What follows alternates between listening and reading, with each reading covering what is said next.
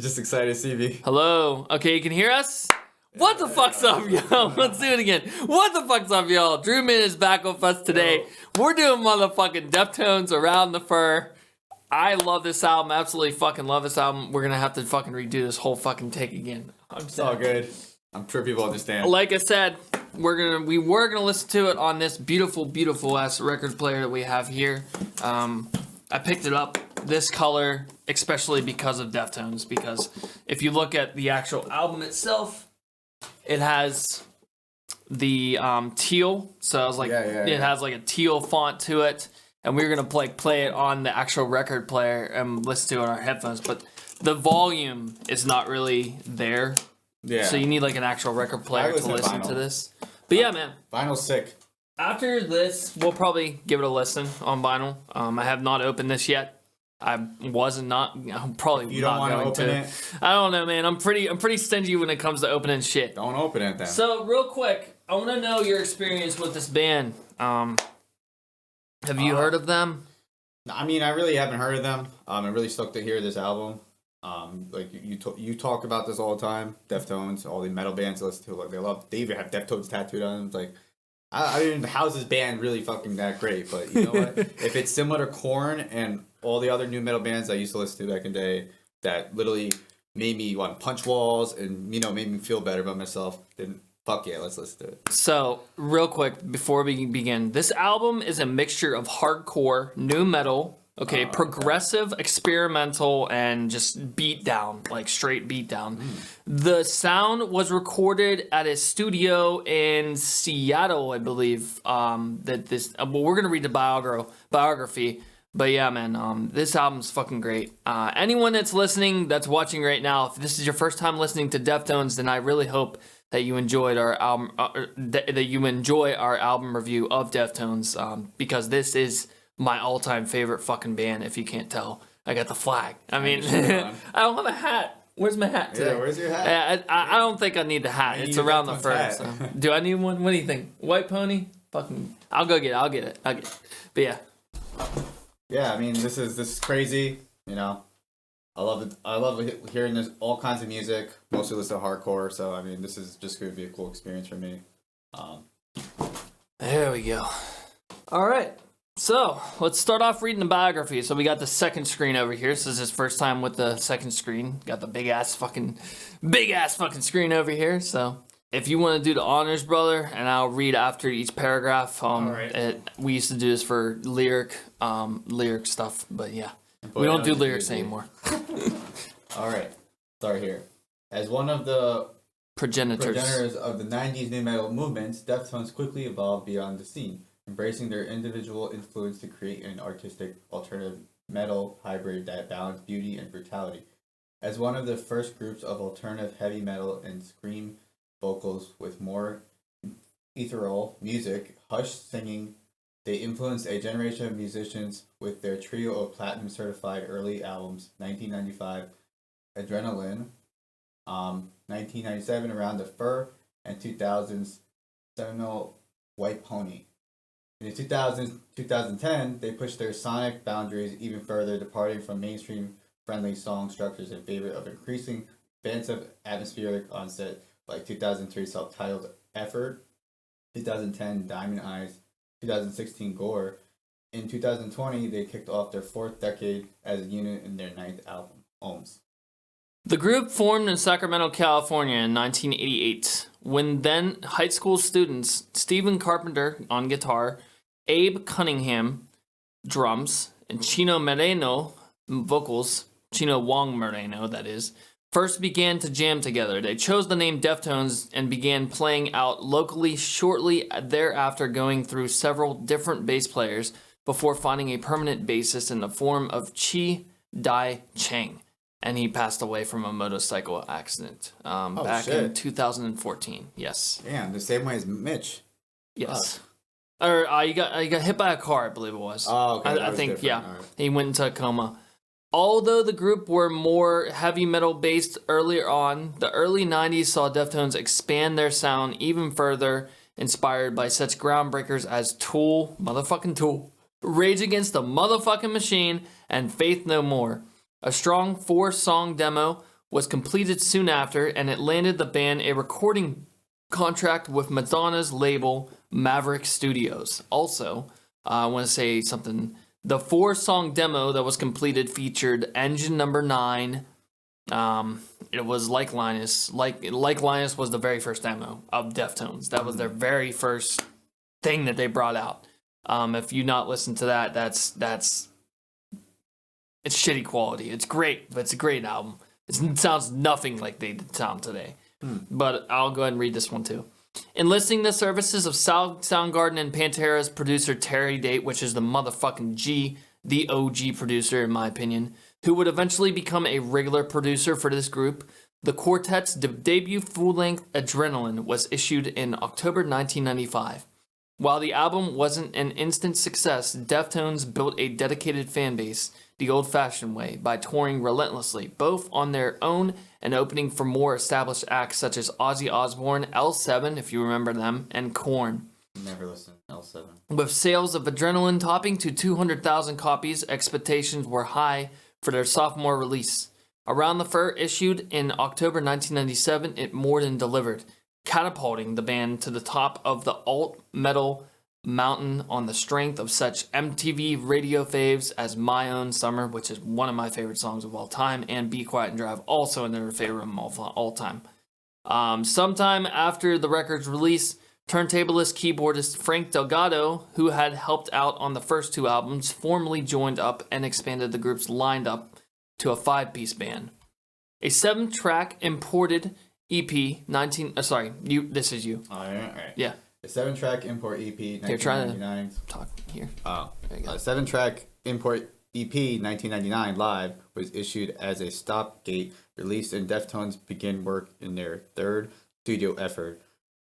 Chung issued a spoken word release, The Bamboo Parachute, around this time as well. White Pony was eventually released June 2000 and provided one of the most eagerly anticipated heavy rock release of the year.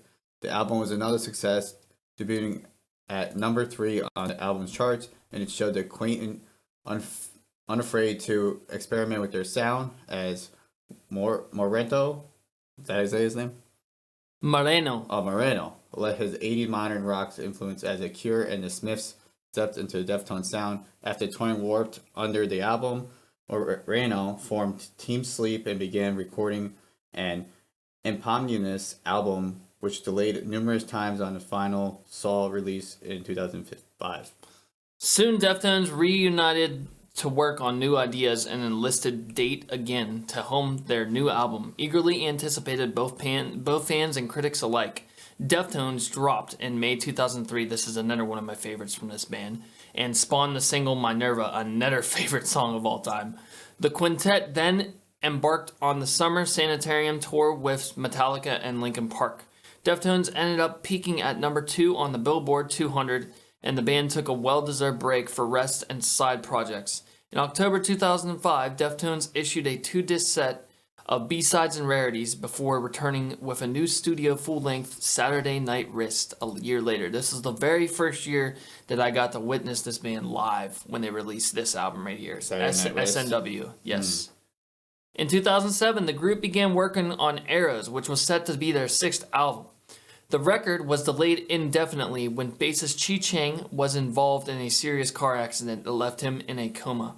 Chang's spot was filled by Quicksand's bassist Sergio Vega in 2009, and the band got back to touring and recording. Though Arrows was still shelved, in 2010, Deftones released a new album, Diamond Eyes. Chang partially regained consciousness in 2012 and returned home to recover, though he wouldn't be in good enough shape to appear on the band's 7th album.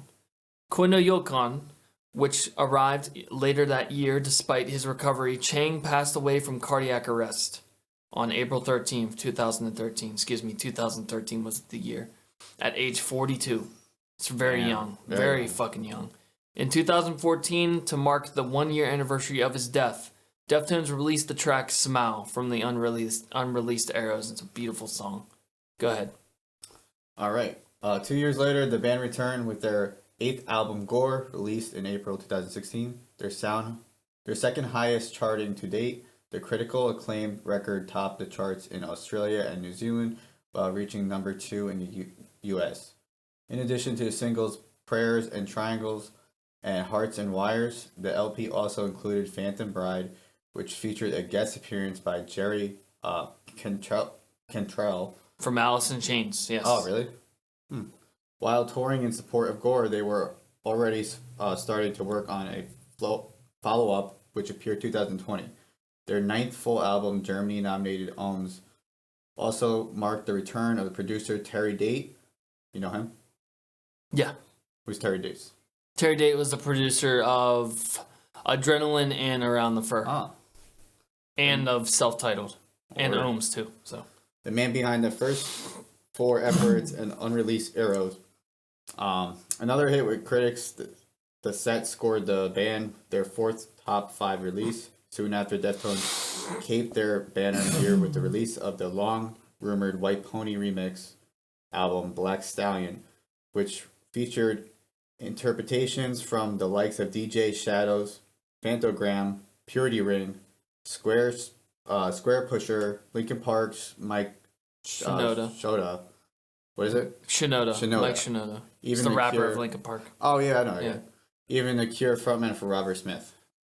Dope. So now that you have a full understanding about the band, what do you think so far? Are you ready to just jump into this? Or do you have any thoughts about the biography? Seems like they blew up around the time from just like the Linkin Park, and then after that they kind of just... This band was before Linkin Park.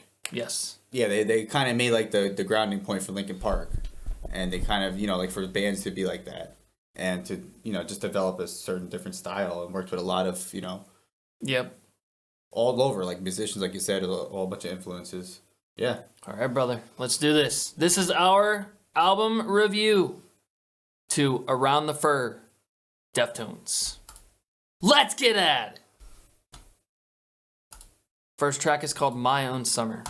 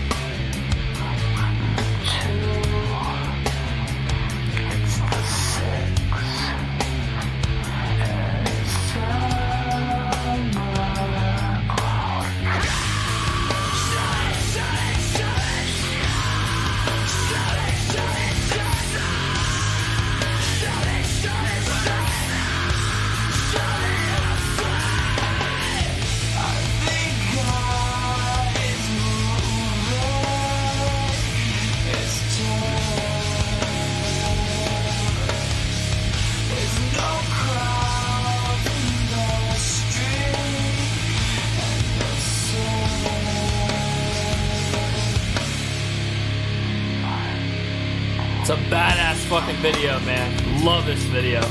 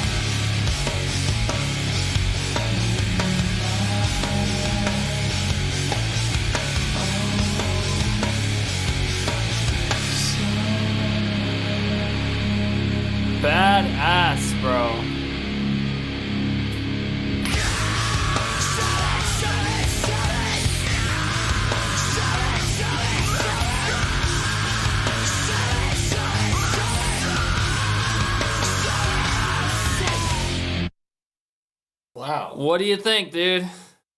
That was heavy for what year? 1997, man. Holy shit. 1997. Whew. Production's fucking out of this world, isn't it? That guitar riff was awesome. That guitar riff is a fucking anthem for this band, man. It's just simple, too. Yeah. You know, it was just like heavy, though. Yeah. Wow.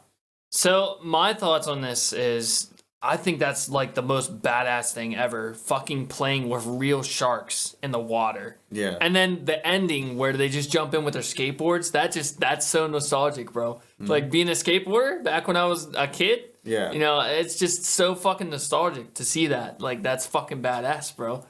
This video is one of the first videos that I watched by this band. Like, the very first video I watched by this band was Be Quiet and Drive. But, yeah, dude, this band has been my favorite band since I've been fucking, like, 12. So crazy. I never listened to them. What'd you think of it, though? It was really good. I'm amazed. I'm astounded, you know. What about the drums? The drums really fucking, they're technical. Like, Abe's drumming is very technical. Like, compared to a lot of other drummers, he plays with the snare. He plays with the hi-hat. He plays with the toms. It's not the same beat. It's not the same, But it makes it work. It's crazy how it makes it work. And no, I feel you. I don't know if you noticed, the bassist, Chi, the guy that passed away, he was doing backup vocals over Chino's vocals. The guy in the scuba suit was Chino. And then the guy with the eyeshadow on. Chi wears eyeshadow too, but yeah. His backup screens, shove it, shove it, shove it.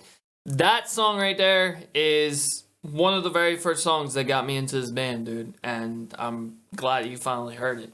Yeah, there was a lot of screaming for that. Yeah. That song for that era. I don't think I ever heard a band, you know, be like this before, like, before the 90s, you know? I mean, like, what we call it, you know, before their time. They're just before everything. That's crazy. All right, yeah, let's keep moving forward.